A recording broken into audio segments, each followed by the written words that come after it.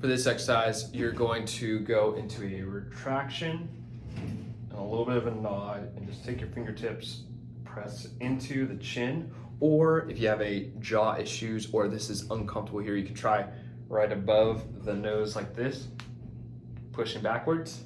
And then you can even add, depending on how this feels and your response to the exercise, a hand back here. So if here's that bone right at the bottom of your skull, we're gonna put hand right there. It's called the occiput. We're gonna be pulling upwards into some traction and push backwards with your fingertips like this. And then the gaze of your head or your eyes should start moving downwards like this.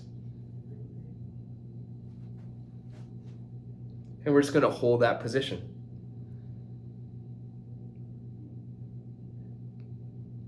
Now, as you hold this stretch, you wanna monitor for any green lights, yellow lights, or red lights.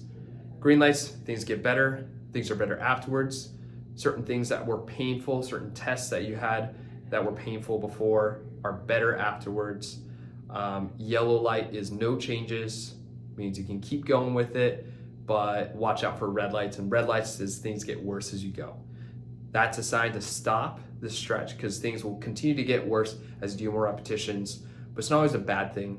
It just may mean that you're moving on to the next phase. Things have changed, but you need a different stretch. Now, if you get a red light, you can also try just a lighter stretch into it, maybe without the overpressure or just pushing a little bit lighter. Still see if you get a red light. If you continue to get a red light, stop. Now, if you get symptoms down into shoulder blades, upper trap, arm, shoulder, somewhere down the extremity, that you have to look out for centralization and peripheralization. So if you look at this tract here, symptoms all the way down to fingertips, that is fully peripheralized. And if you move symptoms and you're doing more reps, symptoms start moving down towards the fingertips, peripheralization. So if you get that, that is a red light, you need to stop. Now if you start getting symptoms, it could start up here, but you also start here and starts moving closer to here. Now you get to the shoulder, the next step is actually the shoulder blade or mid-back. And then as you go, more centralization would be upper trap, and then finally the side of the neck, and then the center of the neck has a green light. That means they're going in the right direction, and the evidence shows that you are going to get better much quicker if you can find this centralization. Now, just want to clarify, mid-back symptoms, so symptoms in the shoulder blade, are more peripheral than the symptoms in the upper trap. So if you have pain in the shoulder blade or in that mid-back, as you do more repetitions and you do that stretch, then you start feeling the upper trap instead of there.